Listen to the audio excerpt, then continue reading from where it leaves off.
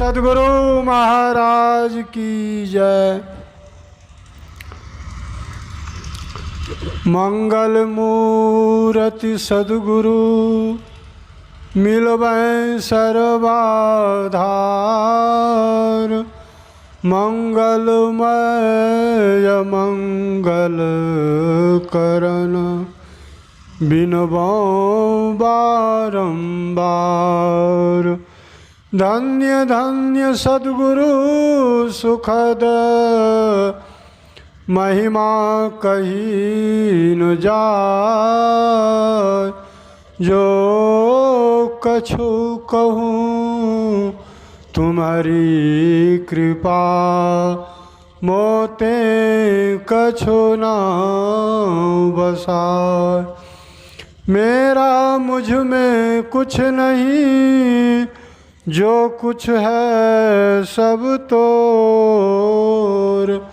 तेरा तुझको सौंपते क्या लागेगा मोर। अव्यक्त रूप में प्रातः स्मरणीय परम पूज्यपाद अनंत श्री विभूषित परमाराध्य संत सद्गुरु महाराज के पावन पाद पद्मों में कोटि सह नमन एवं गुरु महाराज के मस्तिष्क स्वरूप महर्षि संत सेवी परमहंस जी महाराज के पावन पाद पद्मों में कोटि सह नमन एवं हजूर श्री यानी महर्षि संत सेवी परमहंस जी महाराज के पट्ट शिष्य प्रमुख शिष्य स्वामी आशुतोष बाबा गुरु स्नेही को कोटि सह नमन एवं तीर्थों को भी पावन करने वाले मुद मंगलमय साधु समाज के पावन चरणों में कोटि सह नमन एवं पदाधिकारीगण एवं दूर दराज से आए हुए सत्संग प्रेमी महानुभाव सज्जन वृंद, धर्मशिला माताओं एवं भक्तिमती बहनों एवं प्यारे बच्चों, सिया राम मैं सब जग जानी, करो प्रणाम जोरी जुग पानी।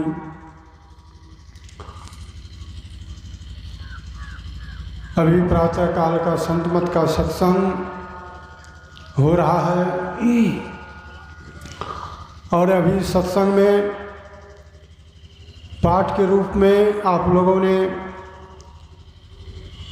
ईश्वर का स्वरूप के बारे में सुना और यह संतमत सत्संग का मुख्य विषय है। इसलिए यह पाठ हुआ और गुरु महाराज कहा करते थे, यदि ईश्वर भक्ति करना चाहते हैं तो ईश्वर भक्ति करने के लिए पहले ईश्वर के स्वरूप को जानना बहुत जरूरी है। जब तक ईश्वर के बारे में नहीं जानेंगे, उसका स्वरूप नहीं जानेंगे तो भक्ति भी नहीं कर पाएंगे। इसलिए ईश्वर स्वरूप के बारे में ठीक ठीक जानिए।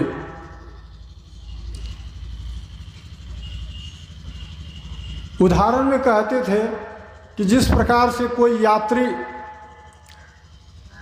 यात्रा पर निकल गया, लेकिन उन यात्री को, उन मुसाफिर को गंतव्य स्थान का पता नहीं है, एड्रेस मालूम नहीं है उसको, लेकिन वह चल दिया, तो क्या हालत होगी उस मुसाफिर की, उस यात्री की। वह गंतव्य स्थान पर जा नहीं सकता, वह भटक जाएगा। उसी तरह से जो ईश्वर के स्वरूप के बारे में ठीक ठीक नहीं जानते हैं और भक्ति करना प्रारंभ कर देते हैं, तो उस व्यक्ति की वही हालत होती है, वह परमात्मा को प्राप्त नहीं कर सकता है, वो भटक जाता है। इसलिए हम लोगों को चाहिए ईश्वर के स्वरूप के बारे में ठीक ठीक जानना चाहिए। और कहाँ जानेंगे? तो इसी सत्संग में जानेंगे। बिनु सत्संग विवेक न होई, राम कृपा बिनु सुलभ न सोई। जब तक यह बाहरी सत्संग नहीं करेंगे तो बौद्धिक ज्ञान नहीं होगा, बुद्धि में नहीं अटेगी कि ईश्वर का स्वरूप क्या है। इसलिए गोस्वामी तुलसीदास जी महाराज ने भी कहा है कि जाने बिनु नहीं होय प्रतीति, बिनु प्रतीत होय नहीं प्रीति, प्रीति बिना नहीं भगति दृढ़ाई, जिमी खगेश जलकै चिकनाई। जब तक परमात्मा के बारे में जानेंगे नहीं उसका स्वरूप क्या है, जाने बिनु नहीं होई प्रतीति, तो विश्वास नहीं होगा। किसी के बारे में जानेंगे तब विश्वास होता है, और जब तक विश्वास नहीं होगा तो प्रेम नहीं होगा, और प्रेम नहीं होगा तो भक्ति नहीं होगी। इसलिए जिस भक्ति में प्रेम नहीं है तो भक्ति नहीं हो सकती है। प्रेम बिना जो भक्ति है सो निज डिम्भ विचार, उद्र भरण के कारण जन्म गवायो सार। भक्ति में प्रेम होना चाहिए, प्रेम के साथ भक्ति करें। प्रेम नहीं है यदि आपको भक्ति में, तो फिर भक्ति नहीं होगी। जब ध्यान भी यदि हम लोग करते हैं, प्रेम नहीं है ईश्वर में, तो जब ध्यान भी नहीं होगा। प्रेम होना चाहिए, लेकिन हमारा प्रेम कहाँ है? हमारा प्रेम ईश्वर से नहीं है, गुरु से नहीं है। हमारा प्रेम कहाँ है? संसार से है। पद प्रतिष्ठा, धन संपत्ति, बेटा बेटी, नाती पोता, यह सब से प्रेम है और संसार से प्रेम है। तो जब संसार से प्रेम है तो फिर परमात्मा की भक्ति कैसे होगी? उसे प्रेम कीजिए।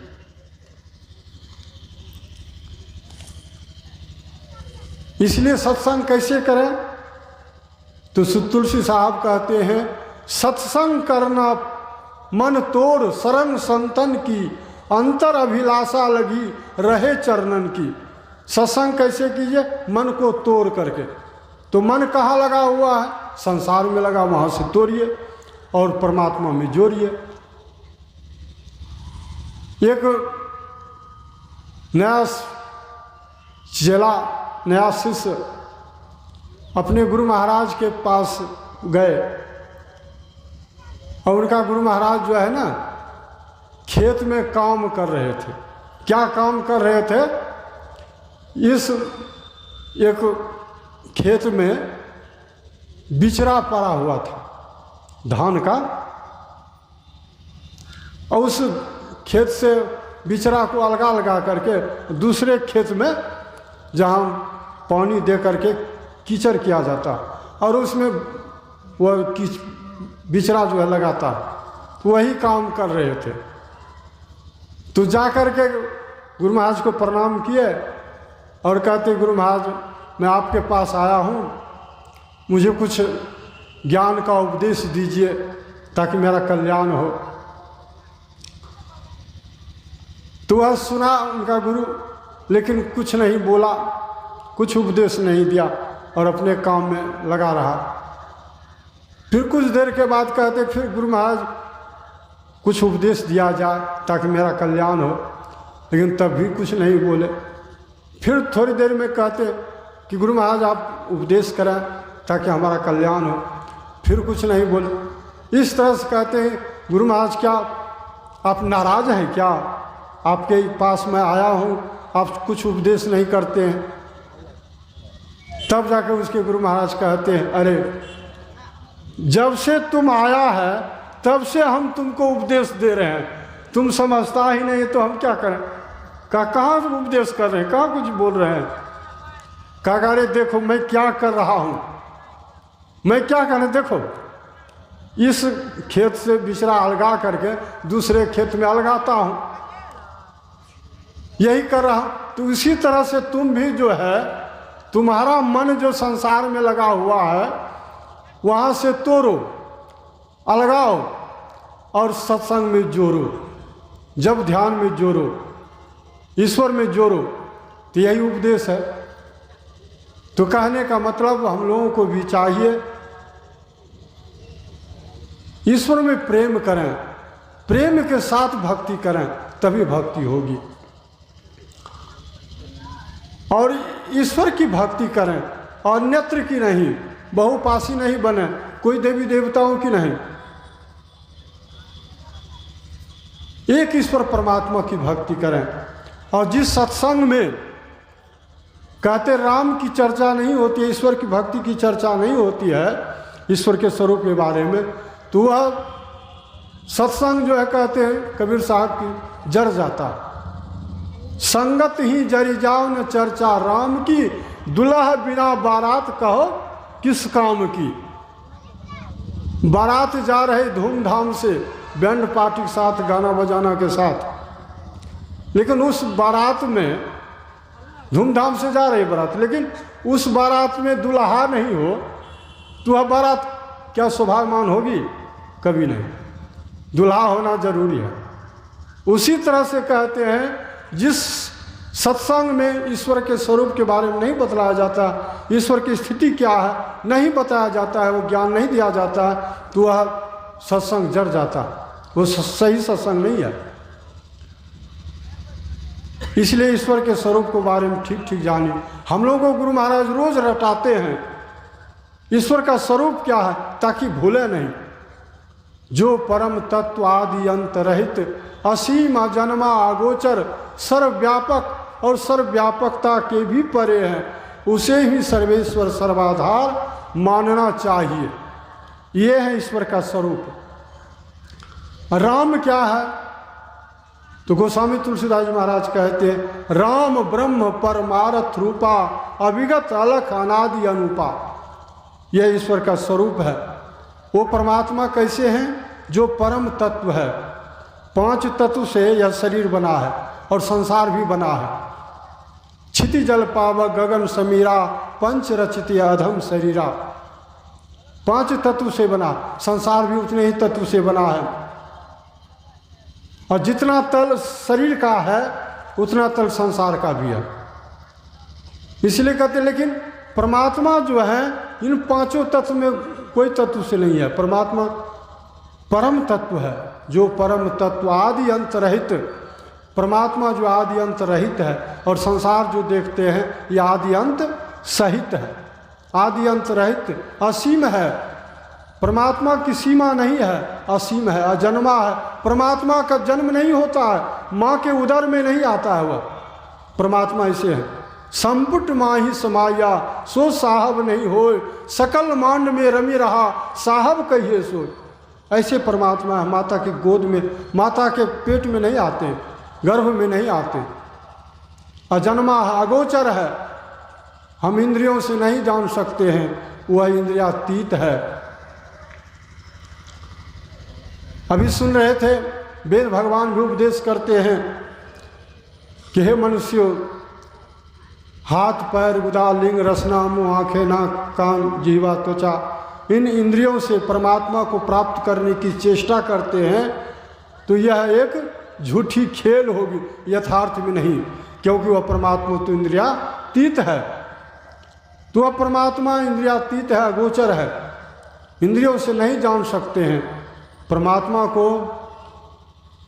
यदि इंद्रियों से जानने का चेष्टा करते हैं तो झूठी खेल होगी, समझिए। जैसे बच्चा है ना, बच्चा बच्चियां सब खेल खेलता है सड़क पर धुरदा में, और वहाँ पर गुरबा गुड़िया का शादी विवाह भी करता है, खूब शादी विवाह करता है और खूब धूमधाम से भोज भंडारा भी करता है।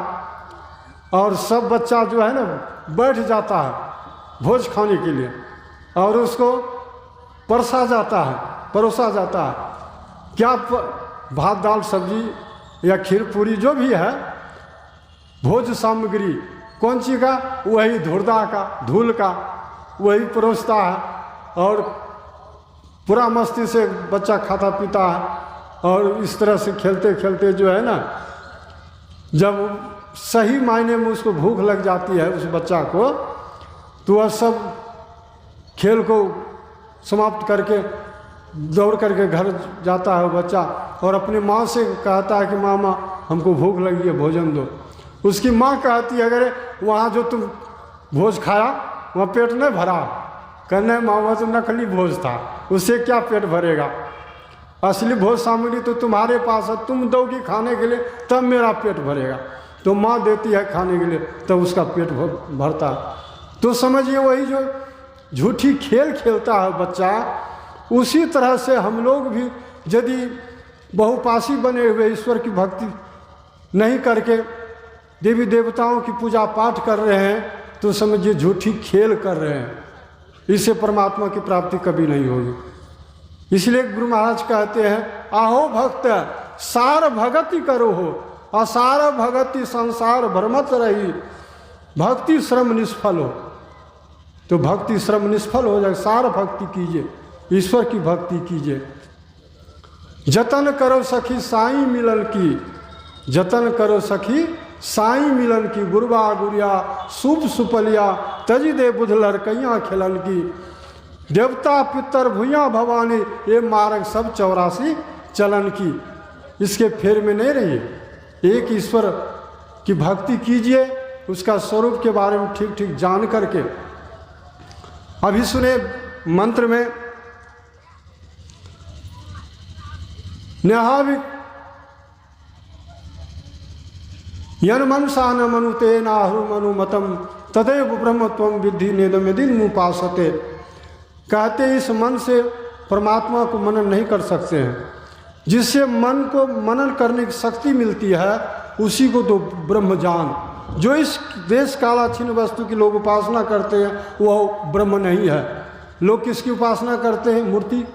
कहते मूर्ति ब्रह्म नहीं है, मूर्ति में ब्रह्म है, यह ज्ञान होना चाहिए।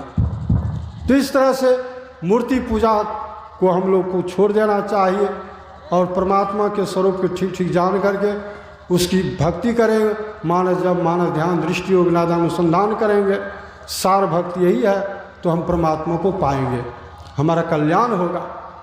तो कहने के लिए बहुत सी बातें हैं, यही कहकर मैं अपनी वाणी में विराम देता हूँ। श्री सद्गुरु महाराज की जय।